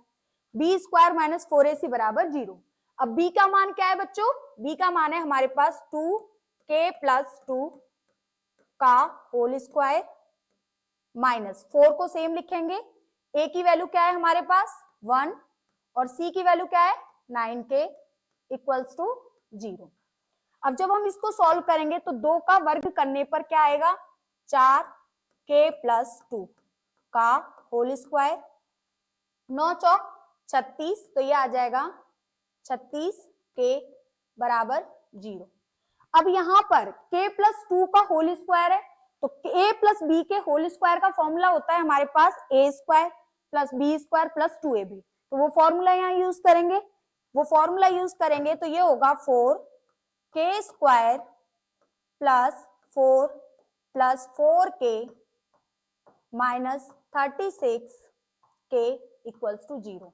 अब यहाँ पे देखोगे कि इस इक्वेशन में और इस इक्वेशन में 4 कॉमन आ रहा है, तो जब हम 4 कॉमन लेंगे तो ये हो जाएगा k square plus 4 plus 4k, और यहां से 4 कॉमन लेने पर 4 की टेबल में 36 कितनी बार आता है? 9 टाइम, तो यहां लिखेंगे 9k इक्वल्स टू 0। अब ये 4 इसके डिवाइड में चला जाएगा, 0 हो जाएगा, ये बचेगा हमारे पास k square 4k minus 9k, तो ये आ जाएगा माइनस के 5k प्लस 4 बराबर 0, यानी कि ये इक्वेशन निकल कर आई। हमारे पास इक्वेशन निकल कर आई k square minus 5k plus 4 equals to 0, यानी कि ऐसी संख्या जिसका गुणा करने पर, यानी कि मल्टीप्लाई तो आए हमारे पास, यानी गुणा क्या आए? गुणा तो होता है हमारा AC के इक्वल, AC यानी कि 1 इंटू 4, यानी कि गुणा करने पर तो 4 आए, और योग यानी एडिशन क्या होता है बच्चों? एडिशन होता है b के इक्वल, यानी कि योग आना चाहिए माइनस के 5। तो ऐसी दो संख्या जिनको मल्टीप्लाई करने पर तो 4 आए और जोड़ने पर आए माइनस के 5, तो वो दो जो संख्या होंगी वो होंगी आपकी माइनस के 4 और माइनस के 1। दोनों को जब आप ऐड करोगे -5 आएगा और दोनों का मल्टीप्लाई करोगे तो 4 आएगा। अब बच्चों सोचेंगे कैसे? अब सोचने के लिए आपको ये देखना है कैसी कौन सी टेबल है जिसमें 4 आता है। आप जब सोचो फिर दोनों को ऐड करके देखो, सब्ट्रैक्ट करके देखो, कहीं ना कहीं आपको पता चल ही जाएगा कि ये 2 नंबर होंगे। ठीक है, अब हम इसको सॉल्व करेंगे। के स्क्वायर इस 5k की जगह जो 2 नंबर हमने सोचे हैं वो लिखेंगे, यानी कि -4k और -k प्लस 4 इक्वल्स टू 0। अब यहां से लेके यहां तक हमारे पास क्या कॉमन आया? k, तो ये हुआ k -4, क्योंकि इन दोनों में से k कॉमन ले लिया। k स्क्वायर में से k कॉमन आया, पीछे एक k बचा। 4k में से k कॉमन आया तो पीछे बचा 4। अब जैसे ये ब्रैकेट होता है सेम ब्रैकेट हमें इसको बनाना होता है, तो इसमें से हम क्या कॉमन लें कि ये k -4 बन जाए? तो इसके अंदर से हम कॉमन ले लेते हैं, k माइनस का 1 कॉमन लिया, -1 कॉमन लिया तो ये बन जाएगा k -4 इक्वल्स टू 0। अब देखो बच्चों ये दोनों ब्रैकेट सेम, तो k -4 एक ब्रैकेट हो गया और एक ब्रैकेट हुआ हमारे पास k -1 इक्वल्स टू 0। अब दोनों को बराबर 0 ले लेंगे, तो k -4 इक्वल्स टू 0, तो वैल्यू आई आपके पास k इक्वल्स टू 4। और दूसरी वैल्यू क्या होगी? k -1 इक्वल्स टू 0, तो ये वैल्यू आ जाएगी k इक्वल्स टू 1। अब देखो आप लोग कौन सा आंसर सही है, तो 1 और 4, तो हमारे पास option number 3 is correct answer. Okay, इससे आगे नेक्स्ट क्वेश्चन की तरफ बढ़ते हैं। नेक्स्ट क्वेश्चन आपको दे रखा है बच्चों, the roots of the equation 2x square minus 6x plus 7 equals to 0, यानी कि इसने पूछा है कि 2x square minus 6x plus 7 बराबर 0 हो, तो जो मूल होंगे वो किस टाइप के मूल होंगे? वो मूल वास्तविक होंगे, काल्पनिक होंगे, समान वास्तविक होंगे या असमान वास्तविक होंगे? तो उसको पता करने के लिए हम सबसे पहले क्या निकालेंगे? मूल का मान निकालेंगे। और मूल का मान निकालने के लिए मैंने एक फॉर्मूला बताया है कि d के अंदर हम वैल्यू पुट करेंगे, d equals to B square minus 4ac, उसमें वैल्यू पुट करेंगे और देखेंगे कि मान क्या आ रहा है। अगर मान धनात्मक है तो उसके अकॉर्डिंग रखेंगे वैल्यू, तो ये होगा d equals to B square minus 4ac। अब हमें समीकरण दे रखा है 2x square minus 6x plus 7 equals to 0। अभी मैंने बताया बच्चों x स्क्वायर का जो गुणांक होता है वो क्या होता है? a, तो a की वैल्यू है हमारे पास 2। b क्या होता है? x का गुणांक, यानी b बराबर है हमारे पास -6। और c होता है हमारे पास जो कांस्टेंट वैल्यू दे रखी है, यानी अचर संख्या जो दे रखी होती है वो c होता है, तो c बराबर है 7। अब ये जो तीनों मान है वो हम यहां रखेंगे, तो d बराबर क्या है? b स्क्वायर, यानी कि -6 का स्क्वायर माइनस 4, a की वैल्यू क्या दे रखी है? 2, और c की वैल्यू क्या है? 7। ठीक है, अब इसको हल करेंगे। जब हल करेंगे तो 6 का वर्ग होता है 36, और ये तो आपको पता ही है कि माइनस का वर्ग करने पर वो संख्या क्या बन जाती है? प्लस, क्योंकि 2 माइनस का गुणा करने पर क्या निकल कर आता है? प्लस। यानी कि कभी भी माइनस की घात अगर सम संख्या है तो वो संख्या क्या निकलेगी? धनात्मक। 4 2 जा क्या होता है? 8, और 8 7 जा होता है 56। ओके, 6 का स्क्वायर हुआ 36, 4 2 जा 8 और 8 7 जा 36। जब 36 में से 56 को लेस करेंगे तो 6 में से 6 गया 0 और 3 में से 5 गए -20। अब वैल्यू क्या आई बच्चों हमारे पास? -20। यानी कि ये जो मान है वो 0 से बड़ा है या छोटा है? तो 0 से छोटा है, यानी कि ये वैल्यू 0 से छोटी है। अब जब 0 से छोटी है यानी कि d इज लेस देन 0, और d इज लेस देन 0 यानी कि मूल क्या होंगे? मूल काल्पनिक होंगे, यानी कि इमेजिनरी। ठीक है, देखो बच्चों यहाँ पे मैं बता देती हूँ कि कब क्या होने पर वैल्यू हम पता करेंगे। काल्पनिक कब होते हैं? जब d इज, हाँ, मूल काल्पनिक होते हैं जब d इज लेस देन 0।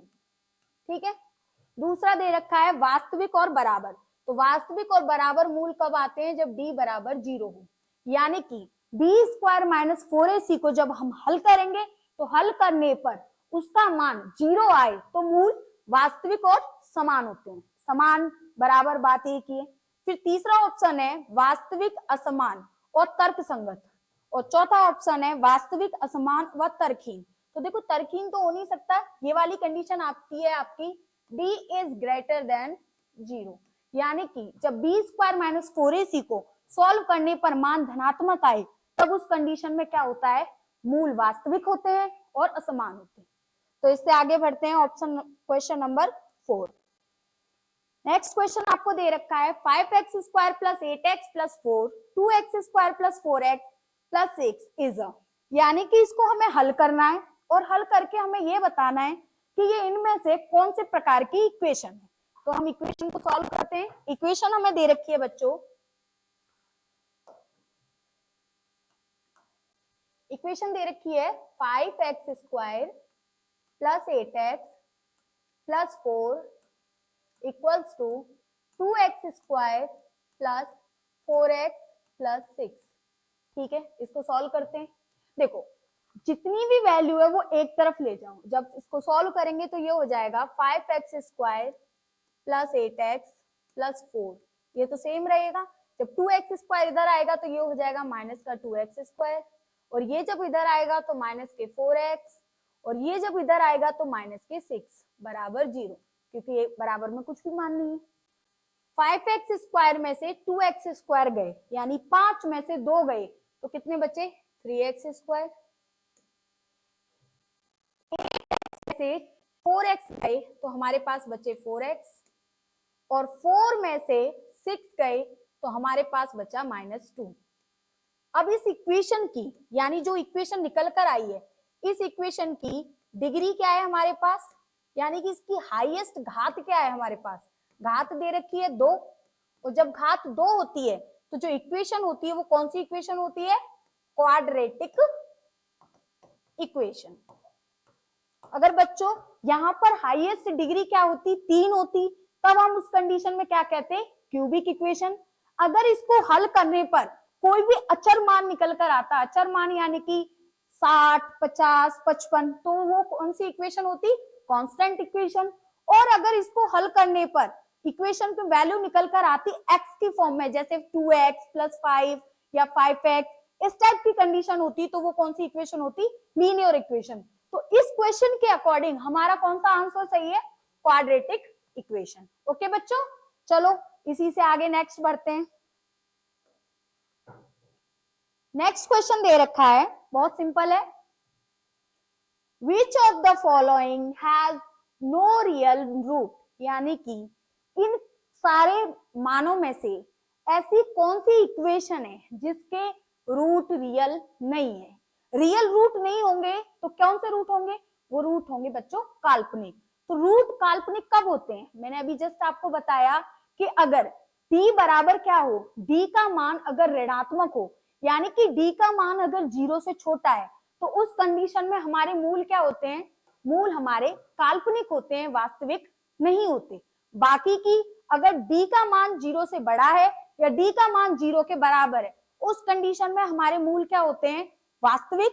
और जब d का मान हमारे 0 से ऋणात्मक हो, यानी माइनस में दे रखा हो या 0 से छोटा हो, तो उस कंडीशन में मूल क्या होते हैं? काल्पनिक होते हैं। अब यहाँ पर हमारी पहली इक्वेशन दे रखी है x square minus 5x plus 3 root 2 equals to 0। तो यहाँ पर फर्स्ट इक्वेशन को अगर हम सॉल्व करें, फर्स्ट ऑप्शन को, तो फर्स्ट ऑप्शन के अकॉर्डिंग क्वेश्चन दे रखा है x square minus 5x plus 3 root 2 equals to 0। देखो बच्चों, मैंने बताया x स्क्वायर का जो गुणांक होगा वो होगा a का मान, x का जो गुणांक होगा वो होगा -5 यानी b का मान, और जो अचर संख्या दे रखी होती है वो होता है हमारा c का मान। ठीक है, अब हमें ये किसमें पुट करना है? b स्क्वायर माइनस 4ac में। जब इसको हम इसमें पुट करेंगे तो ये आएगा, b की वैल्यू क्या है? माइनस के 5 का स्क्वायर माइनस 4, a की वैल्यू क्या दे रखी है? a की वैल्यू है 1 और c की वैल्यू है 3√2। ओके, 5 का स्क्वायर होता है 25, 4 3 जा होता है 12√2। अब देखो बच्चों, यहां पर जब इसको हल करेंगे तो उसके लिए हमें क्या पता होना चाहिए, √2 की वैल्यू पता होनी चाहिए। तो √2 की वैल्यू होती है 25 माइनस 12 इंटू, ये हो जाएगा 1.41। इसको सॉल्व करेंगे तो ये आएगा 25 माइनस 12 1 जा 12, 1 कैरी होगा, 12 4 जा होते हैं 48, 48 और 1 49, 12 1 जा 12, 12 और 4 कितने हो गए 16। तो ये यहाँ पर आपका पॉइंट आ जाएगा। अब देखो बच्चों, इसमें से इसको कुछ भी घटाएं पर जो मान होगा वो आपका क्या होगा, धनात्मक होगा। यानी कि ये ऑप्शन तो आपका 100% इनकरेक्ट है, क्योंकि यहाँ पर आपसे क्वेश्चन में पूछा गया है कि किसकी वैल्यू वास्तविक मूल नहीं है। वास्तविक मूल कब नहीं होंगे, जब मूल काल्पनिक होंगे। और मूल काल्पनिक कब होंगे, जब 25 में से 16.92 को घटाने पर अगर मान आपका ऋणात्मक आता है, तब ये ऑप्शन हमारा करेक्ट होता। पर यहाँ पर जब हम इसको घटाएंगे तो मूल हमारे क्या है, पॉजिटिव वैल्यू आ रही है, यानी कि यहाँ पे वास्तविक है। तो पहला ऑप्शन रॉन्ग है। अब वैसे ही हम दूसरा ऑप्शन सॉल्व करके देखते हैं। तो दूसरे ऑप्शन को सॉल्व करने के लिए यहाँ पे इक्वेशन दे रखी है x² plus 4x minus 3√2। x², D option है ये आपका, x² plus 4x minus 3√2 equals to 0। तो देखो बच्चों, इसमें आपकी a की वैल्यू क्या दे रखी है 1, एंड b की वैल्यू दे रखी है 4, एंड c की वैल्यू दे रखी है आपको माइनस के 3√2। इसको पुट करेंगे d equals to b² minus 4ac में। जब इसमें पुट करेंगे तो b की वैल्यू हमें दे रखी है 4 का स्क्वायर माइनस 4 को 4, a की वैल्यू है 1 एंड c की वैल्यू है माइनस के 3√2। तो देखो 4 का स्क्वायर होता है 16, माइनस माइनस प्लस, और ये हो गया 12√2। इसको आगे सॉल्व करो या मत करो, आपकी वैल्यू यहाँ पर पॉजिटिव आएगी, और पॉजिटिव होने पर मूल कभी भी काल्पनिक नहीं होंगे। अब हम ऑप्शन सी चेक करते हैं। सी ऑप्शन हमें दे रखा था x² minus 4x minus 3√2, x² minus 4x minus के 3√2। देखो बच्चों, जब इसको सॉल्व करेंगे तो इसमें भी बीच में क्या बन जाएगा प्लस, तो ये भी ऑप्शन नहीं हो सकता। ओके, अब हम ऑप्शन डी चेक करते हैं। ऑप्शन डी हमें दे रखा है, ऑप्शन डी दे रखा है x² minus 4x, x² minus के 4x प्लस के 3√2 प्लस 3√2 इक्वल्स टू 0। अब इसको सॉल्व करते हैं। a की वैल्यू हो जाएगी हमारे पास 1, b की वैल्यू होगी हमारे पास माइनस 4 एंड c की वैल्यू होगी हमारे पास 3√2। ओके, अब सॉल्व करते हैं। d इक्वल्स टू होता है हमारे पास b² माइनस 4ac। जो भी मान है वो वैल्यू पुट कर देते हैं। ये हो जाएगा 4 का स्क्वायर माइनस 4 इंटू a की वैल्यू 1 एंड c की वैल्यू 3√2। ओके बच्चों, 4 का स्क्वायर होता है हमारे पास 16 माइनस 4 तिया 12√2। ये हो जाएगा 16 माइनस 12 इंटू 1.41। जब इन दोनों का मल्टीप्लाई करेंगे तो ये आएगा 16.97। ठीक है, इन 12 को जब मल्टीप्लाई 1.47 से 41 से करेंगे तो ये आएगा। अब जब 16 में से ये लेस करेंगे तो ये निकल के आएगा माइनस के 0.97। माइनस के यानी कि d इज लेस देन 0, और जब d इज लेस देन 0 होती है तो मूल वास्तविक नहीं है, यानी कि इंग्लिश में बोलेंगे नो रियल रूट। ओके, तो हमारा option number D is correct answer. अब नेक्स्ट क्वेश्चन की तरफ बढ़ते हैं। नेक्स्ट क्वेश्चन आपको दे रखा है the perimeter of a rectangle is 82। यानी कि आपको रेक्टेंगल का पेरीमीटर जो दे रखा है वो कितना है 82 है, यानी कि आयत का परिमाप दे रखा है 82 मीटर एंड इट्स एरिया यानी कि इसी का जो क्षेत्रफल दे रखा है वो दे रखा है 400 metre square. The breadth of the rectangle यानी कि उसकी जो चौड़ाई है उसका मान क्या होगा ये पूछा गया है। तो हमें पता है बच्चों perimeter of rectangle equals to दे रखा है 82 मीटर, यानी कि आयत का परिमाप।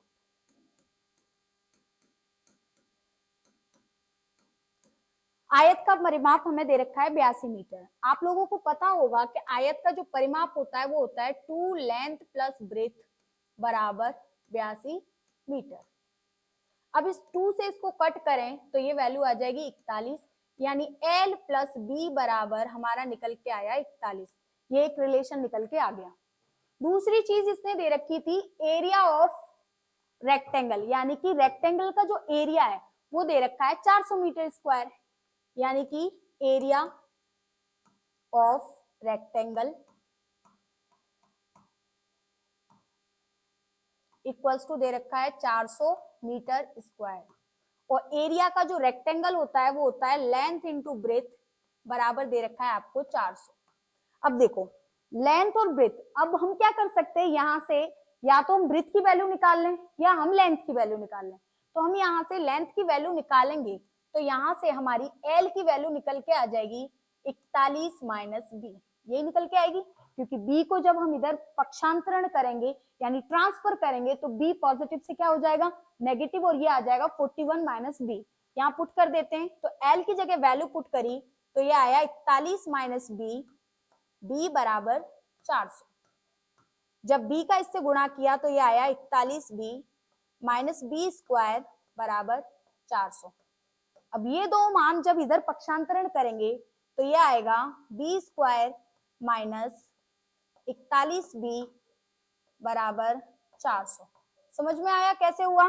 माइनस का बी स्क्वायर जब इधर पक्षांतरण किया तो प्लस का हो गया, और 41B जो इधर धनात्मक थे वो उधर पक्षांतरण करने पर ऋणात्मक हो गए, और ये यहाँ पर प्लस के 400 हमारे पास ऑलरेडी है बराबर 0। अब ऐसी संख्या जिनको जोड़ने पर तो माइनस का 41 आए और गुणा करने पर आए 400, तो वो दो संख्या होती हैं माइनस के 25 और माइनस के 16। दोनों को जब आप जोड़ोगे 41 आएगा माइनस का, और दोनों का गुणा करोगे तो वो आएगा 400। अब इसको हल करते हैं।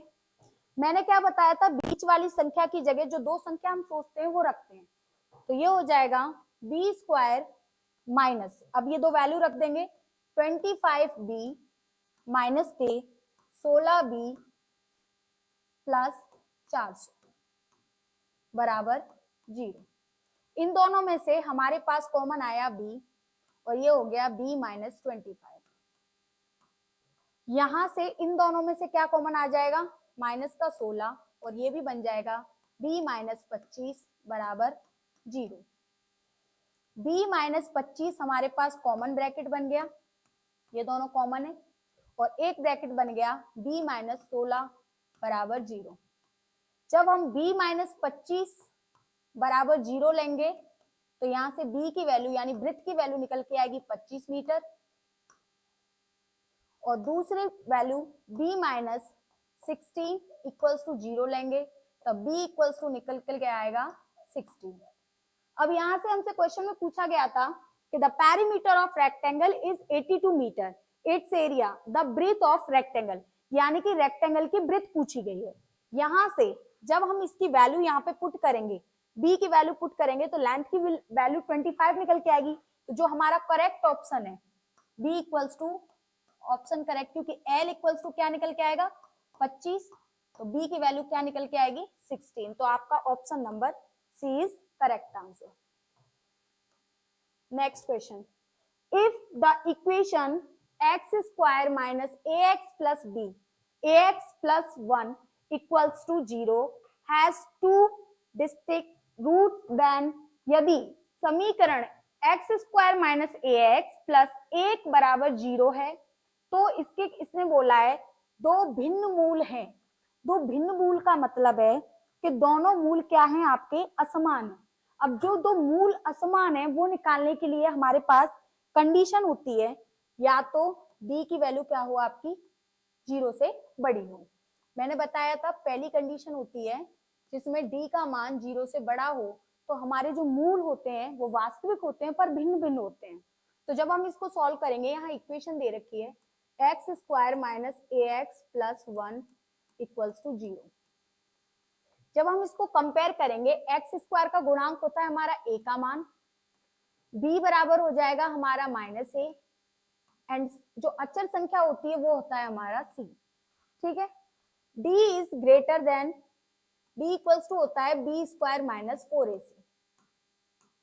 बी की वैल्यू हमें दे रखी है माइनस का ए का होल स्क्वायर माइनस 4, ए की वैल्यू है 1 एंड सी की वैल्यू भी है 1, तो ये आ जाएगा ए स्क्वायर माइनस 4। अब यहाँ पर जो अकॉर्डिंग टू क्वेश्चन यहाँ दे रखा है कि दोनों मूल क्या हैं आपके, भिन्न है, और भिन्न होने पर डी का मान 0 से बड़ा होना चाहिए, यानी कि दिया है हमें, क्या दिया है, मूल भिन्न हैं। अब जब मूल भिन्न होंगे तो d इज ग्रेटर देन 0 होगा, यानी a square minus 4 is greater then 0, तो a square is greater then 2 का स्क्वायर, तो a is greater then plus minus 2, तो आपकी जो वैल्यू निकल कर आएगी वो क्या निकल के आएगी, a is greater then 2 and a is less than minus 2। दो वैल्यू निकल के आएंगी, क्योंकि जब स्क्वायर से स्क्वायर कैंसिल होगा आपका प्लस माइनस ऐड हो जाएगा। नेक्स्ट क्वेश्चन दे रखा है, determine the value of k for which the quadratic equation 2x square plus 3x plus k equals to 0 has real roots, यानी कि उसने क्या बोला है कि रूट्स क्या है आपके, रियल है। k का वह मान ज्ञात कीजिए जिसके लिए द्विघात समीकरण 2x square plus 3x plus k बराबर 0 वास्तविक मूल हो। तो जो आपके वास्तविक मूल होते हैं, ये मूल दो ही कंडीशन पर वास्तविक होते हैं, जब d का मान या तो 0 से बड़ा हो या d का मान 0 के बराबर। दो कंडीशन होने पर आपके मूल वास्तविक होते हैं। तो इन दोनों को अगर मैं साथ में लिखना चाहूं तो मैं ये लिख सकती हूँ कि d is greater than equals to 0। दोनों को साथ में सिंबलाइज करें तो ये हो जाएगा d is greater than equals to 0। तो यहाँ हमें इक्वेशन दे रखी है 2x square plus 3x plus k equals to 0, यही दे रखी है। अब यहाँ पर हम निकालेंगे, a की वैल्यू हो जाएगी हमारे पास 2, x स्क्वायर का गुणांक 2 है, b की वैल्यू हो जाएगी हमारे पास 3 एंड c की वैल्यू हो जाएगी हमारे पास k। अब हम निकालेंगे d equals to B square minus 4ac। वो जो कंडीशन दे रखी है वो बाद में रख देंगे, पहले मान निकाल लेते। तो मान निकालेंगे तो वो होगा 3 का square minus 4 into 2 into k, यही होगा। तो ये हो जाएगा 9 माइनस 4 टू जा 8k। अब अकॉर्डिंग टू कंडीशन हमें दिया है, गिवन दैट क्या दे रखा है हमें, उसने बोला है कि मूल वास्तविक है, मूल वास्तविक है।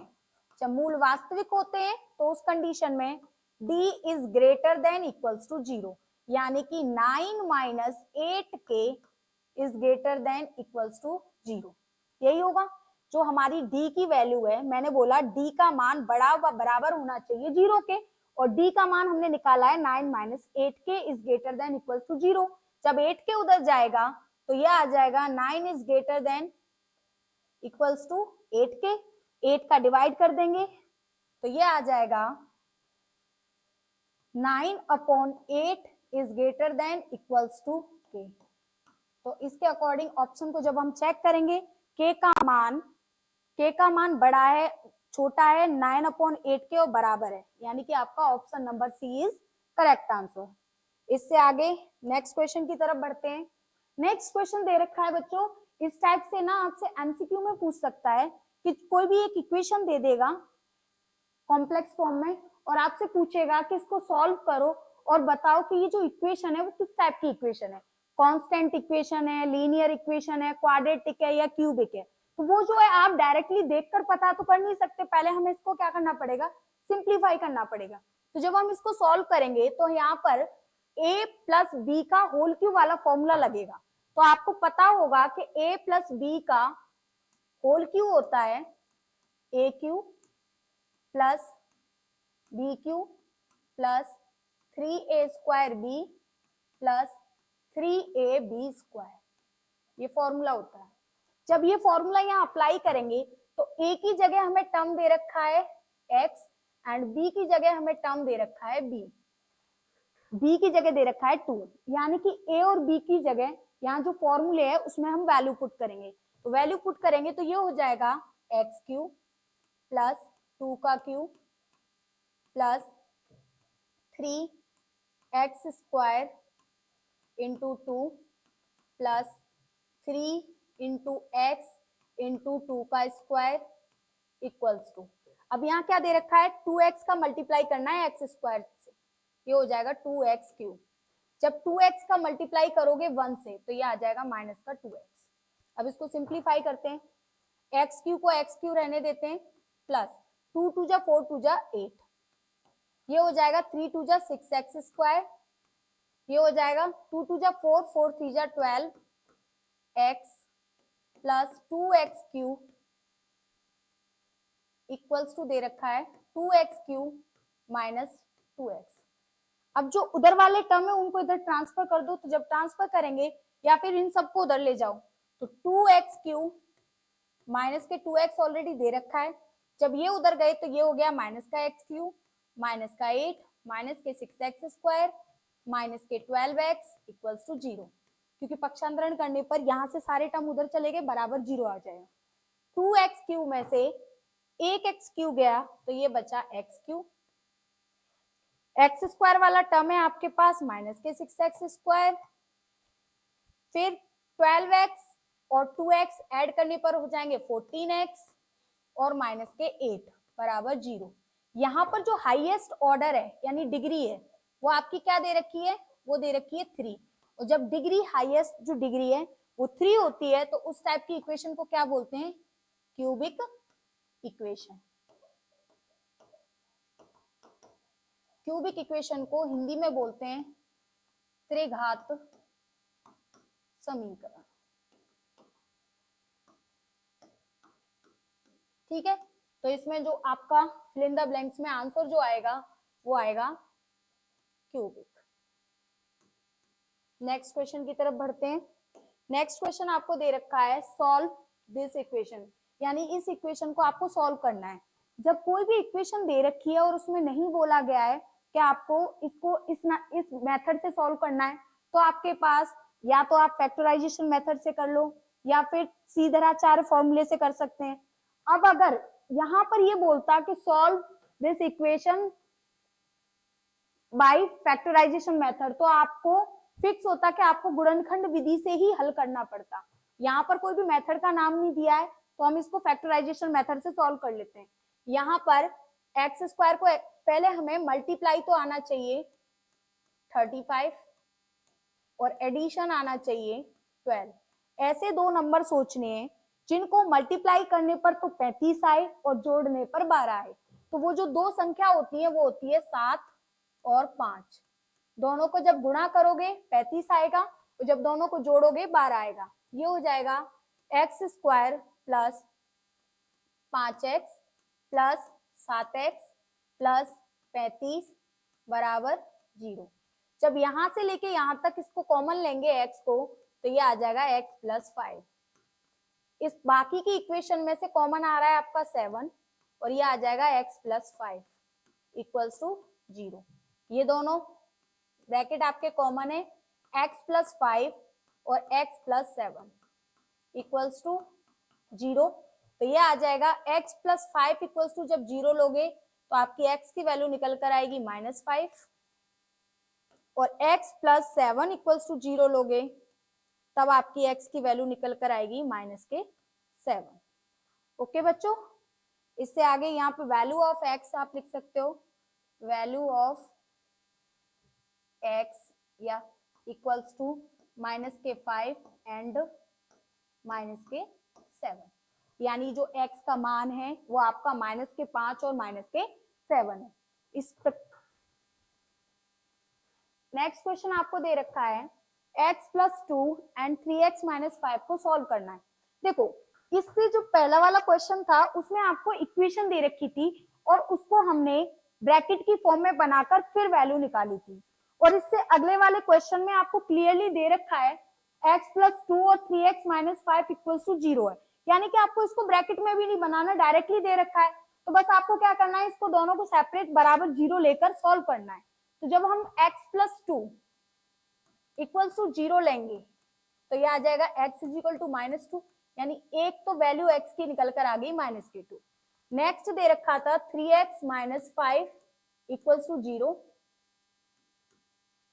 3x = हो जाएगा -5, जब उधर पक्षांतरण करोगे तो ये हो जाएगा 5 और x की वैल्यू निकल कर आएगी 5/3, यानी कि आपके जो x के मान निकल कर आए वो क्या निकल कर आए, -2 और 5/3। नेक्स्ट क्वेश्चन दे रखा है solve the quadratic equation by factorisation method, यानी कि यहाँ पर फिक्स बोला गया है कि जो आपको क्वेश्चन को सॉल्व करना है वो फैक्टराइजेशन मेथड से ही करना है। फैक्टराइजेशन मेथड को हिंदी में बोलते हैं गुणनखंड विधि। 2 नंबर का क्वेश्चन 100% कंफर्म आएगा, एक तो ये गुणनखंड विधि से रिलेटेड और एक नेचर ऑफ रूट से। अब नेचर ऑफ रूट्स आपके टोटल 3 टाइप के, उनमें से किसी भी पैटर्न पे पूछे पर पूछेगा जरूर, एक क्वेश्चन नेचर ऑफ रूट से और एक गुणनखंड विधि से। यहाँ क्वेश्चन दे रखा है x² - 8x + 16 = 0, इसको आपको गुणनखंड विधि से सॉल्व करना है, यानी कि ये आपकी इक्वेशन दे रखी है, इसको सॉल्व करना है। अब यहाँ पर गुणनखंड विधि के लिए हम क्या करते हैं, हमें 2 नंबर सोचने पड़ते हैं। मल्टीप्लाई तो क्या आना चाहिए, जिसका मल्टीप्लाई आए 60 और ऐड करने पर यानी कि संख्याओं को जोड़ने पर उसका योगफल आना चाहिए -8, यानी कि गुणा करने पर तो आए 16 और योग करने पर आए -8। अब आप लोग सोच रहे होंगे ये 16 और -8 मैंने कैसे लिखा, तो देखो बच्चों, मल्टीप्लाई जो होता है ना, वो मल्टीप्लाई होता है a और c का मल्टीप्लाई करने पर जो नंबर आएगा वो आपके गुणा के बराबर होता है। और एडिशन कैसे पता करते हैं, जो b का कोफिशिएंट होगा वही आपका क्या होगा, एडिशन। यहाँ पर a की वैल्यू 1 थी हमारे पास और 1 और 16 का मल्टीप्लाई करने पर 16 आया, यानी कि ऐसे 2 नंबर सोचो जिनका मल्टीप्लाई करने पर 16 आए और दोनों को जोड़ने पर आए 8। तो वो जो 2 नंबर हैं वो है आपके पास -4 और -4। जब इन दोनों को आप मल्टीप्लाई करोगे तो 16 बन जाएगा और दोनों को जोड़ोगे तो -8 आएगा। अब ये जो 2 नंबर हम सोचते हैं वो बीच वाले टर्म की जगह लिखने होते हैं, तो यहां हम लिख देंगे x² - 4x - 4x + 16 = 0। यहां से लेके यहां तक आपके पास कॉमन आएगा x और ये बन जाएगा x - 4। यहां से लेके यहां तक आपके पास कॉमन आएगा -4 और ये हो जाएगा x - 4 = 0। ये ब्रैकेट और ये ब्रैकेट आपका कॉमन है, x - 4 को साइड में लिख देंगे। यहां से बचा आपके पास x और यहां से बचा -4 = 0। अब हम क्या करेंगे, बारी बारी से दोनों ब्रैकेट को बराबर 0 लेंगे, यानी कि x उधर लिख लेते हैं, x - 4 = 0, तो x की वैल्यू हो जाएगी 4। नेक्स्ट वैल्यू दे रखी है x - 4 = 0, तो x = आ जाएगा 4। अब बताओ बच्चों, अगर दोनों जीरोस की वैल्यू सेम हो तब जो इसका नेचर होगा यानी कि मूलों की प्रकृति होगी वो क्या होगी, यानी कि मूल की प्रकृति होगी d = 0। d = 0 होने पर जो मूल हैं आपके क्या आते हैं, समान आते हैं। ठीक है, इसी पैटर्न में आगे बढ़ते हैं नेक्स्ट क्वेश्चन की तरफ। नेक्स्ट क्वेश्चन दे रखा है विदाउट फैक्टराइजेशन मेथड, यानी कि आपको इसके अंदर फैक्टराइजेशन मेथड का यूज नहीं करना। Find the nature of roots of the quadratic equation, यानी कि ये इक्वेशन दे रखी है, इसको आपको नेचर बताने हैं। तो जब हम किसी मेथड का यूज नहीं कर रहे हैं और नेचर ऑफ रूट बताना है तो हम क्या यूज करते हैं, d = b² - 4ac। तो यहाँ पर इस इक्वेशन में x² का जो कोफिशिएंट है वो है आपका 4, x का जो कोफिशिएंट है वो है आपका -12 एंड जो कांस्टेंट है वो है आपका 9। d बराबर होता है b² - 4ac। जो टर्म्स की वैल्यू है वो रख दो, तो यहाँ रखेंगे तो ये आ जाएगा -12 का स्क्वायर -4 × 4 × 9। 12 का स्क्वायर होता है 144 माइनस 4 4 जा 9 4 जा 36, 36 × 4। जब 36 × 4 करेंगे तो ये आएगा 6 4 जा 24, 12 और 2 40, यानी 144। ये आ गया 144। तो 144 - 144 d = आ गया 0, यानी कि d बराबर 0 है। और जब d बराबर 0 होता है तो हम क्या बोलते हैं, ये क्या होंगे, रियल रूट्स होंगे। और क्या होंगे,